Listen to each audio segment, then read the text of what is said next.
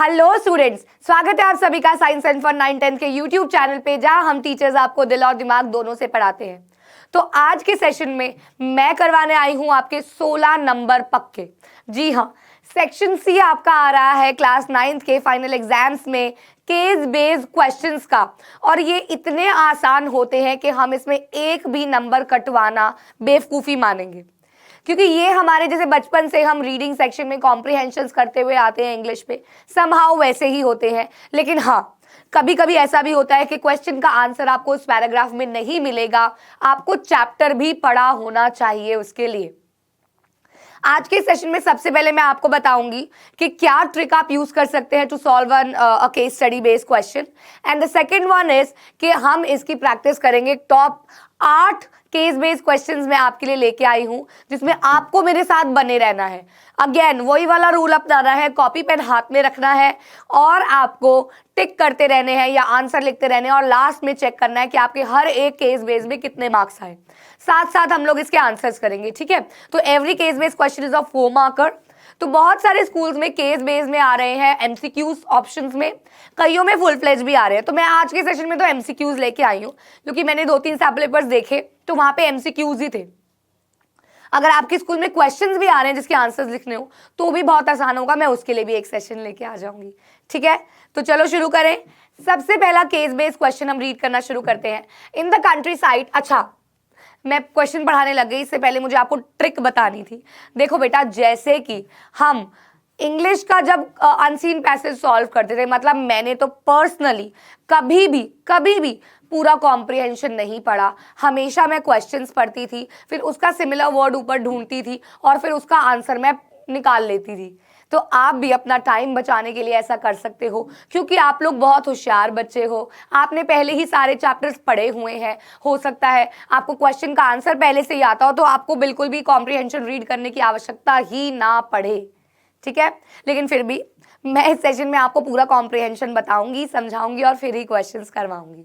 तो चलिए, in the country side peasants cultivated most of the land, but the nobility, the crown and the orthodox church owned large properties। तो देखो क्या था, अभी तक जब हमने 2 लाइंस पढ़ी तो ये जो चैप्टर, ये जो केस बेस्ड है, ये हमें लग रहा है किसका, फ्रेंच रेवोल्यूशन का। लेकिन जब हम आगे आगे आएंगे तो ये जो बन जाएगा सोशलिज्म इन रशियन या रशियन रेवोल्यूशन बन जाएगा, ठीक है बच्चों। तो पहले तो सबसे पहले आपको आइडेंटिफाई करना है ये कौन से चैप्टर से आया हुआ है, ठीक है। तो but except in a few cases they had no respect for the nobility. Nobility को ये पसंद नहीं करते थे, नोबल से ये लैंड लेना चाहते थे, क्योंकि नोबिलिटी जो एक कास्ट है, actually it's not a caste, ये हेरिडेटरी पोजीशन है। जो कोई इंसान अगर नोबल्स में पैदा हो जाएगा तो उसको मिल जाएगी, तो ये इसलिए इसके खिलाफ थे। This was unlike France, where during the French Revolution in Brittany, peasants respected nobles and fought for them. In Russia, peasants wanted the land of the nobles by giving them to be given to them. तो noble से ये क्या चाहते थे, land लेना, pageants, क्योंकि pageants कहते थे हम मेहनत कर रहे हैं और ये जो नॉबल्स हैं इनको बस रियासत में अपने बाप दादाओं की जमीनें मिलती चली जा रही हैं। फ्रीक्वेंटली दे रिफ्यूज टू पे rent and even murdered landlords. तो इन्होंने प्रोटेस्ट के लिए क्या किया, इन्होंने रेंट्स देने को मना कर दिया। इन्होंने कहा कि हम तो भैया रेंट्स नहीं देंगे, और लैंडलॉर्ड्स को मारना भी शुरू कर दिया। In 1902, this occurred on a large scale in South Russia, and in 1905, such incidents took place all over Russia. तो 1905 रेवोल्यूशन के बारे में तो आप सब जानते ही हैं, लेकिन एक्चुअली इसका क्वेश्चन है तो इसलिए मैं रुकूंगी। आइए बात करते हैं इनके क्वेश्चंस की। करना क्या है, फर्स्ट का क्या आंसर है आपको मुझे बताना है, ठीक है, आपको मुझे बताना है। तो who were the owners of the land in Russia, Russia में लैंड के ओनर्स कौन थे, peasants and church, church and nobles and czar, nobles and czar, none of them।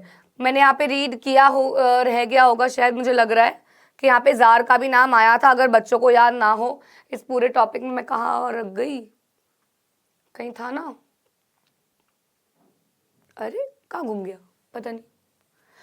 तो जार का नाम भी आया था कहीं, आप हैरान हो रहे हो, ठीक है। तो बताइए इसका आंसर फटाफट से। अरे वाह मेरे इंटेलिजेंट बच्चे, church and nobles and tsar, जी हाँ इन्हीं के होल्ड में पूरी की पूरी लैंड थी। नेक्स्ट इज, किस बेसिस पे वर्कर्स को डिवाइड किया गया था रशिया में? स्किल्स के, जेंडर के, ड्वेलिंग के, या ऑल ऑफ दीज? बताइए। On the basis of dwelling, on the basis of skills, on the basis of gender, या फिर ऑल ऑफ दीज? अरे आंसर तो आने भी शुरू हो गए यार। All of these is the correct answer. How were nobles treated by pageants? Pageants के द्वारा कैसे नॉबल्स को ट्रीट किया जाता था? डिसरिस्पेक्टफुली, रिस्पेक्टफुली, अफेक्शन के साथ, या विद ऑ? गर्ल्स करती ना ऑ वैसे वाला। हाँ जी बता दीजिए फटाफट से। बिल्कुल सही, ये लोग उनको बिल्कुल पसंद नहीं करते थे क्योंकि इनको लगता था कि भैया फ्री फंड में इनको लैंड मिली हुई है, हम लोग तो इतनी मेहनत कर रहे हैं। व्हाट इज अब बताओ रेवोल्यूशन ऑफ 1905 में क्या हुआ था? ऑप्शंस आपकी स्क्रीन पे हैं, बता दीजिए। 1905 रेवोल्यूशन में क्या हुआ था बच्चों? बहुत ही फेमस है ब्लडी संडे। बिल्कुल। चलिए अगला केस बेस पढ़ते हैं, कौन से चैप्टर का आइडेंटिफाई करते हैं। तो ये पता चल रहा है ये फिजिकल फीचर्स का है बच्चों। Chapter number 2 geography. तो the Indian desert lies towards the western margins of the Aravalli hills. It is an undulating sandy plain covered with sand dunes. This region, sand dunes का मतलब होता है मिट्टी के टीले. This region receives very low rainfall, 150 millimetre से भी कम पर साल, per year. It has arid climate with low vegetation cover, come flora व फौना पाए जाते हैं. जो पानी की नदियां हैं, स्ट्रीम्स हैं, वो अपीयर कर जाती हैं रेनी सीजन में एंड डिसअपीयर कर जाती हैं जब रेनी सीजन खत्म हो जाता है. Luni is the only large river in this region. Barchans क्या होते हैं? ये क्रीसेंट शेप ड्यून्स होते हैं, टीले. Cover larger areas but longitudinal dunes become more prominent near the Indo Pakistan boundary. ठीक है, दिस वॉज योर टॉपिक. वो इंडियन डेजर्ट का पूरा पैरा उठा के लिखा हुआ है. क्वेश्चन कर लेते हैं. कौन सी माउंटेन रेंज लाई करती है east of Indian desert? East of Indian desert, हाँ जी, कौन सी? सतपुरा, अरावली, विंध्या, या नन ऑफ दीज? तो बेटा बच्चे कंफ्यूज हो जाएंगे कि यहाँ पे तो वेस्टर्न मार्जिन्स में लिखा हुआ है, लेकिन अरावली जो है वो ईस्ट में भी फैली हुई है, तो Aravalli range is the correct answer. Next, barchans क्या होते हैं? अरे बाबा, इसका आंसर तो मैंने अभी बता दिया समझाते हुए कि बर्चन्स क्या होते हैं, है ना भाई. तो आंसर क्या हो गया बच्चों इसका? Crescent shaped dunes. Name the desert in Rajasthan. ये भी बहुत बचपन से पढ़ते आ रहे हैं यार. कौन सी डेजर्ट होती है राजस्थान में? Thar desert. Name the Indian states which cover the desert area. कौन कौन से स्टेट्स कवर करते हैं डेजर्ट को? तो बेटा जी कंफ्यूज नहीं होना है, राजस्थान में भी डेजर्ट पाई जाती है, पंजाब, हरियाणा, गुजरात, सब जगह डेजर्टेड पोर्शन है, चाहे थोड़ा है लेकिन है. ठीक है, क्लियर एकदम.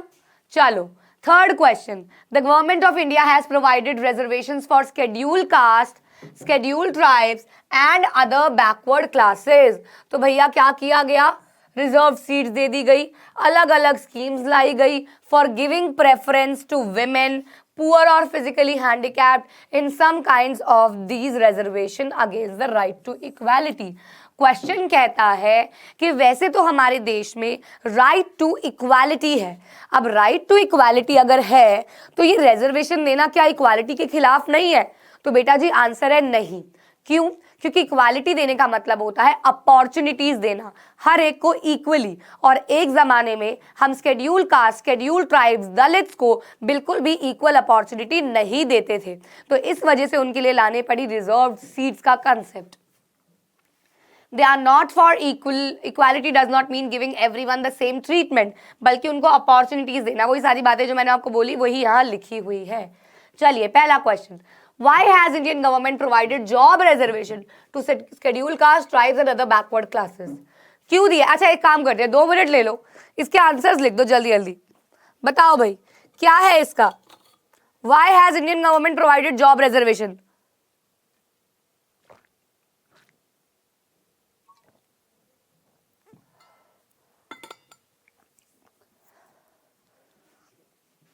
अभी बताया, to provide equal opportunities to minorities. और माइनॉरिटीज यहाँ पे वही SC ST OBCs ही होते हैं। अगला, क्या रिजर्वेशन देना राइट टू इक्वालिटी को कॉन्ट्राडिक्ट करता है, यानी कि राइट टू इक्वालिटी के खिलाफ जाता है? बता दीजिए। हाँ भाई, अभी बताया ये भी नहीं, इसका मतलब कॉन्ट्राडिक्ट करना नहीं होता है। What is right to equality in true sense? असली में, असल में राइट टू इक्वालिटी की परिभाषा क्या है? सबको इक्वल ट्रीट करना, उनकी सिचुएशन के अलावा उनको इक्वल अपॉर्चुनिटीज देना उनकी ग्रोथ के लिए, या उनको ग्रोथ इंश्योर करना बाय प्रोवाइडिंग इक्वल अपॉर्चुनिटीज, या all of the above? Right to equality, all of the above. बता दो भाई कौन सा है?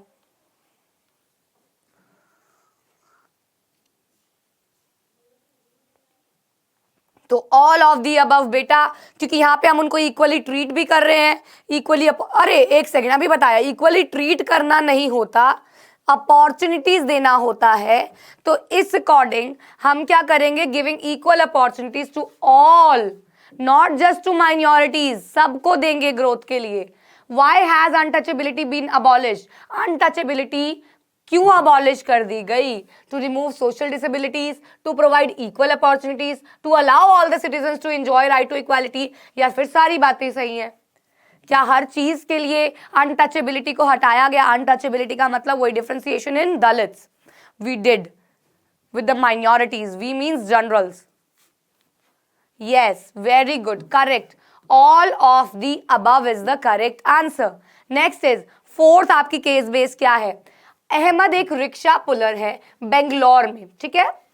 He has shifting from Jhumri Telaiya से, वो बेंगलोर में शिफ्ट हुए अपने 3 भाई 2 बहनें और अपने बूढ़े माँ बाप के साथ। वो एक झुग्गी में रहते हैं और अपनी सर्वाइवल के लिए वो क्या करते हैं? डेली अर्निंग्स पे डिपेंड करते हैं, जो कि वो रिक्शा चलाने से कमाते हैं।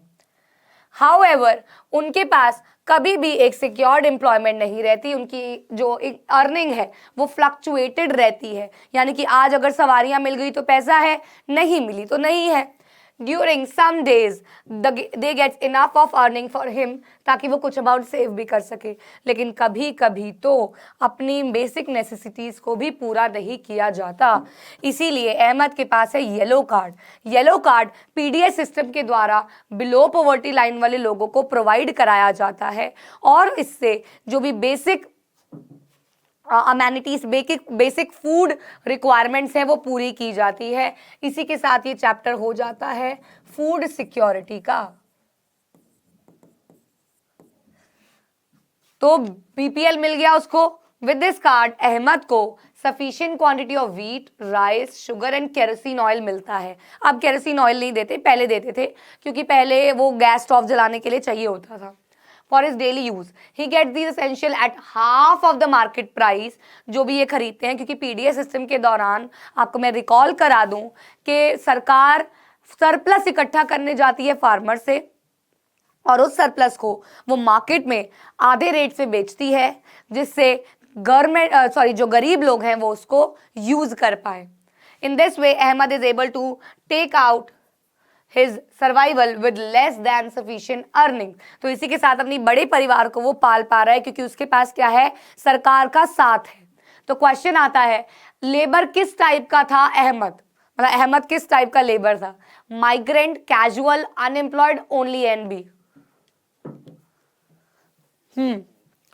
कैसा लेबर था वो? मैंने आपको बताया वो झुमरी तलैया से बेंगलुरु में शिफ्ट हुआ था, और साथ ही साथ वो काम करता था रिक्शा पुलिंग का।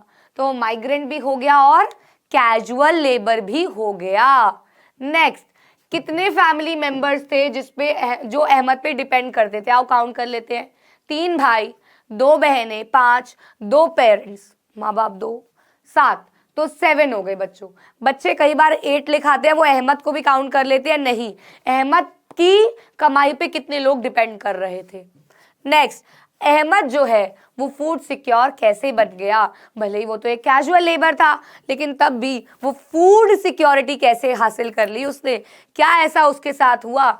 उसके पास था PDS system, public distribution system की वजह से उसको खाना मिलता था समय पे, है ना बच्चों? तो इसीलिए वो क्या था? फूड सिक्योर था। क्लियर, एकदम चमक गया, क्रिस्टल क्लियर हो गया। चले आगे नेक्स्ट। मैं सारी की सारी केस स्टडीज अलग अलग चैप्टर से लाई हूं। नेक्स्ट इज, अच्छा लास्ट क्वेश्चन बच गया, व्हाट इज येलो कार्ड? तो येलो कार्ड क्या है? यहाँ अहमद को येलो कलर का कार्ड मिला था, वो क्या है? अंत्योदय कार्ड है, बिलो पॉवर्टी लाइन कार्ड है, अबव पॉवर्टी लाइन कार्ड है, या फिर पब्लिक डिस्ट्रीब्यूशन कार्ड है? हाँ जी, बहुत ही आसान, बहुत ही आसान। सोचो इसमें से एक केस बेस्ड आ गई आपके एग्जाम में, कितने खुश हो जाओगे आप लोग यार। चलो, तो बीपीएल है, below poverty line, yellow card, ठीक है, क्लियर। चलो 4 केस स्टडीज हो गई, अब 5वीं। चलो, हिटलर का नाम आते ही नाजिज्म से है बच्चों। Nazism and the rise of Hitler ji. चलिए, हिटलर एक बहुत ही पावरफुल स्पीकर थे, यानी कि वो एक बहुत अच्छे ओरेटर थे। उनका पैशन, उनके वर्ड्स लोगों को हिला देते थे। वो प्रॉमिस करते थे, करा उन्होंने, कि वो एक स्ट्रॉन्ग नेशन बनाएंगे। और जितना भी अनजस्ट हुआ था वर्सलीज ट्रेटी में, वर्सलीज ट्रेटी में क्या हुआ था बेटा? कैप्चर करने की बात की गई थी जर्मनी को, और इनको, इनके सारे वैल्यूएबल एरियाज को कैप्चर करने की बात की गई थी। उससे आपको छुटकारा दिलाएंगे, डिग्निटी वापस लेके आएंगे जर्मन के लोगों की जो जा चुकी थी। इन्होंने ये भी प्रॉमिस किया, यानी एम्प्लॉयमेंट देंगे जो भी काम ढूंढ रहे हैं। इन्होंने प्रॉमिस किया कि ये सारी उन चीज़ों को हटा देंगे जो फॉरेन इन्फ्लुएंस कर रहे हैं हम पे, या कंस्पायर कर रहे हैं, हमें छीनना चाहते हैं जर्मनी को। हिटलर ने न्यू स्टाइल ऑफ पॉलिटिक्स लेके आया। वो समझ गए थे रिचुअल्स और मास मोबिलाइजेशन, यानी कि लोगों को कैसे क्या कर सकते हैं, घुमा सकते हैं। Nazis held massive rallies, public meetings, क्या दिखाने के लिए? हिटलर का सपोर्ट और एक यूनिटी दिखाने के लिए। The red banners with the Swastika, the Nazi salute and the ritualized rounds of applause after the speeches were all part of a spectacle of power. तो he was very powerful. लोग उनके लिए protest कर रहे हैं, बैनर्स लगा रहे हैं, स्वास्तिक सिंबल चल रहा है। देन वो लोगों को अपनी बातों से बिल्कुल हिला देते थे, अपने पावर्स को दर्शा देते थे। नाजी सैल्यूट हो गया। Why did Hitler became popular with the masses? क्यों पॉपुलर हुए वो? उनकी बातों से, Nazi salute, love for the country, या ऑल ऑफ दीज? लास्ट में लाइन लिखी थी कि नाजी जो थे, यानी कि हिटलर जो थे, वो काफी ज्यादा पावरफुल साबित हुए। किन कारणों की वजह से? इन सारे कारणों की वजह से। Next, why did Hitler consider treaty of Versailles as unjust? क्यों था ऐसा? क्योंकि जर्मनी ने हैवी वॉर पेनल्टी देनी थी, या फिर सरेंडर करना था रूहर। रूहर इनकी रिसोर्स रिच एरिया था, और रीचस्टैग इनके पार्लियामेंट था, जिसे ड्यूमा बोलते हैं पार्लियामेंट को, यहाँ पे रीचस्टैग बोलते हैं। Germany had to establish Reichstag, या ऑल ऑफ दीज। तो सारी चीजें हुई थी इस वर्सलीज के ट्रेटी में, तभी वो अनजस्ट मानी गई थी। Next, who were the foreign conspirators against Germany? तो अभी पीछे डिस्कस हमने बात की थी फॉरेन कॉन्स्पिरेसीज, तो कौन थे वो? France and England, USA and France, USA and England, या यूएसई एंड सोवियत यूनियन? हाँ जी, बताइए। कंफ्यूजिंग है ये वाला, बच्चों को लगता है यूएसए हर जगह घुसता है, लेकिन यहाँ पे France and England are the foreign conspirators who were about to capture Germany. Now what were the main features of Hitler style of politics? तो क्या था वो? Swastika signs, holding mass rallies, ritualise applause, या सारे? बिल्कुल सारे, बिल्कुल। अभी लास्ट लाइन पढ़ी है हम लोगों ने, है ना बच्चों? चलिए अगला, ये था 5th, ये हो गया 6th। चलिए, गंगा ज्वाइन की जाती है बाय द ट्रिब्यूटरी, तो ड्रेनेज हो गया ये।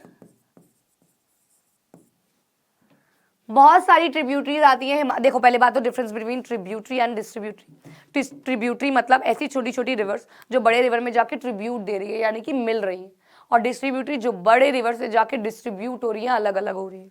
तो this is the main difference between tributary and distributary. The Ganga is joined by many tributaries from the Himalayas, a few of them being major rivers such as the Yamuna, the Ghagra, the Gandak, the Kosi. The river Yamuna rises from the Yamunotri glacier in the Himalayas. It flows parallel to the Ganga and has a right bank tributary. तो right तरफ से tributary भी है Ganga at the Allahabad. The Gagra, the Gandak and the Kosi rise in the Nepal Himalaya. They are the rivers which flood parts of, तो ये बहुत ज़्यादा rise कर देती है पानी में, जिसकी वजह से floods भी आ सकते हैं और लाइफ और प्रॉपर्टी की हानि भी हो सकती है, और ये एग्रीकल्चर यूज़ के लिए सॉइल को भी अच्छा बना देती है। मेन ट्रिब्यूटरीज जो आती हैं पेनिनसुलर अपलैंड्स में are the Chambal, the Betwa and the Son. ये राइज करते हैं सेमी एरिड एरियाज जो काफ़ी ज़्यादा छोटे भी होते हैं in length. Main role played by Yamuna, Ghaghara and other tributaries in northern India. बता दीजिए, ऑप्शंस आपकी स्क्रीन पे है। They decrease water of river Ganga, they increase water of river Ganga, they cause flood and also enrich soil, या फिर only B and सी। बता दीजिए भाई। अभी मैंने बताया कि राइज कर देते हैं वो, तो ये वाला भी हो गया और फ्लड्स भी आ जाती हैं, तो only B and C. Okay, next बता दीजिए कौन सी रिवर है which flows parallel to river Ganga. अभी पढ़ा हमने रिवर यमुना, क्योंकि ये तो क्या है, ये थोड़ी फ्लो कर रही है parallel. Now what does the river Betwa has less water. क्यों है लेस वाटर बेतवा में? वो एक पेनिनसुलर रिवर है, या वो ग्लेशियर से नहीं आता, या वो एक डिस्ट्रीब्यूटरी है, या ओनली ए एंड बी। बता दीजिए। वो एक पेनिनसुलर रिवर भी है और वो ग्लेशियर से नहीं आता है, तो हो गया only A and B. Last, name the river जिसकी चंबल, बेतवा और सोन ट्रिब्यूटरीज है। बताओ, चंबल, बेतवा और सोन किसकी ट्रिब्यूटरीज है? ट्रिब्यूटरीज, डिस्ट्रीब्यूटरी ट्रिब्यूटरीज है। गंगा, यमुना, गंडक, कोसी। नहीं, गलत। गंगा नहीं बेटा, यमुना। यमुना की है ये ट्रिब्यूटरीज, अभी पीछे पढ़ा हमने। चलिए नाउ सेवेंथ आ गया बेटा आपका, what is democracy, Y democracy से।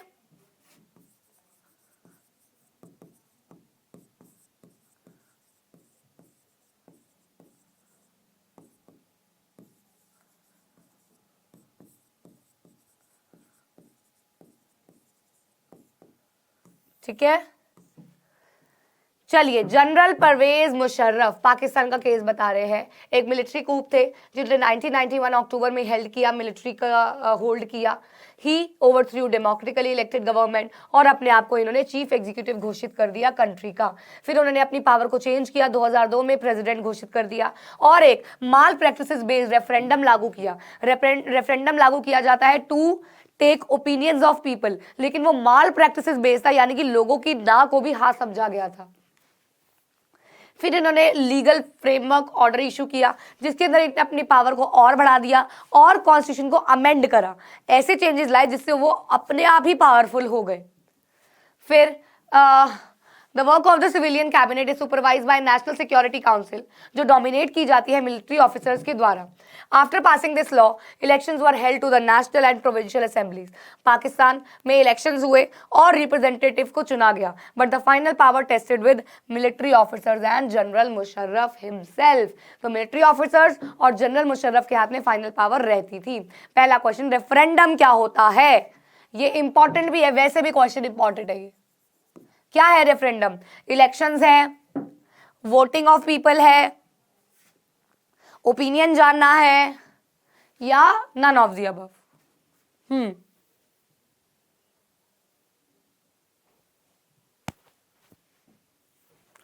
हाँ, मेरे बच्चे बहुत होशियार हैं। Voting by the people to give their opinion on an issue, ठीक है।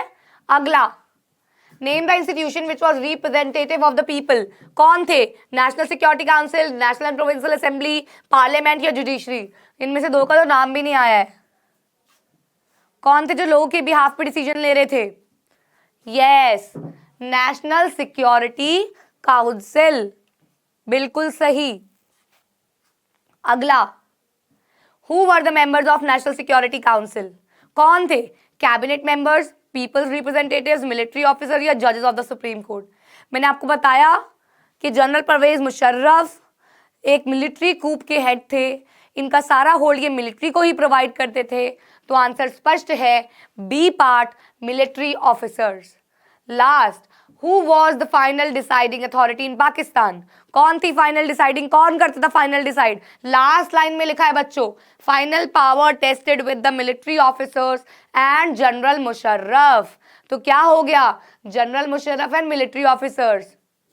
ए एंड सी, अच्छा यहाँ ऑप्शन गलत दिया हुआ है, ए एंड सी होगा यहाँ पे, तो D is the correct answer. ठीक है बच्चों, चलिए 8वां और आखिरी केस बेस्ड क्वेश्चन है ये आपका, और ये है पोवर्टी चैप्टर से। हाँ जी, पोवर्टी चैप्टर से है। तो अलग अलग चैप्टर से आए हैं आपके सारे केस बेस्ड। अभी इसमें 33-year-old राम सरन वर्क करता है as a daily wage labour. रोज की दिहाड़ी कमाता है एक व्हीट फ्लोर मिल से, जो कि रांची में है, झारखंड में। वो अब कमा लेता है अराउंड 1500 अ मंथ। तो उसकी सैलरी भी इनकम भी कैलकुलेट करेंगे, ठीक है। The money is not enough to sustain the family of 6, that includes his wife और 4 बच्चे, जिसमें से एक बच्चा, मतलब सारे बच्चे 12 साल से 6 महीने के हैं। मतलब 6 महीने से 12 साल के बीच में 4 बच्चे हैं। He has to send money, अपने माँ बाप को भी पैसा भेजना होता था जो विलेज में रहते थे रामगढ़ में। उसके पापा एक लैंडलेस लेबर थे और राम सरन पे ही डिपेंड करते थे और उसके भाई पे डिपेंड करते थे पैसों के लिए। उनका भाई हजीराबाग में रहता था। राम सरन एक 1 रूम रेंटेड हाउस में रहते थे और वो भी एक क्राउडेड बस्ती में जो सिटी के कोने में ही थी। ये एक टेम्परेरी लैक बिल्ट ऑफ ईंटों से बना हुआ, क्ले टाइल से बनी हुई एक घर था, जहाँ पे उसकी वाइफ संता देवी, सेंटा लग रहा है ना, संता देवी वर्क करती थी पार्ट टाइम मेड की तरह कुछ घरों में और कमा लेती थी 800 रुपये। ठीक है, तब भी पूरा नहीं पड़ता था। उसका बड़ा बेटा एक टी शॉप में एज ए हेल्पर लगा हुआ था और वहां से कमाता था 300 रुपये। और बाकी एक 10 साल का और बेटी थी, वो बाकी दोनों भाई बहन को देखती थी घर में। कोई भी बच्चा स्कूल नहीं जाता था। उनके पास हैंडमेड कपड़े थे जो कि जब तक नहीं फटते थे, पहनने लायक नहीं होते थे, वो दूसरे नहीं खरीदते थे। ठीक है, तो ये जो स्टोरी है, ये जो केस है, ये आपकी ही बुक का है, एनसीईआरटी का ही है। एनसीईआरटी से ही सारे पैराग्राफ है, लेकिन ये केस बेस्ड ही है वहां पे। चलो तो बताओ क्या इंडिकेटर्स है पॉवर्टी के ऊपर के पैसेज में? खाना नहीं है, हेल्थ केयर नहीं, अच्छा यहाँ पे भी लिखा हुआ था एक बात कि वो लोग ना हाँ हेल्थ केयर भी नहीं मिलती थी उनको अगर वो बीमार भी पड़ जाते थे तो। इनसफिशिएंट क्लोथ्स है या ऑल ऑफ दीज?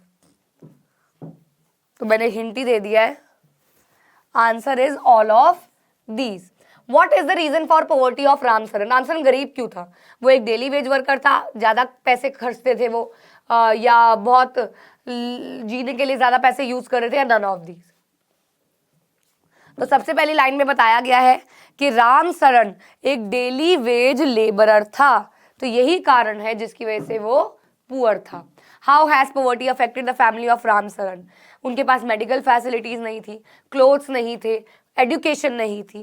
तो ये क्वेश्चन इस जैसा ही हो गया, बातें सारी ही थी इनकी फैमिली में। Who are the other bread winners? Bread winners का मतलब होता है कमाने वाले। और कौन कमाने वाले थे उनकी फैमिली में? देखो उनकी बीवी भी कमा रही थी और उनका बेटा भी कमा रहा था। ऑप्शंस देख लेते हैं। क्या उनकी माँ, वो तो गांव में थी।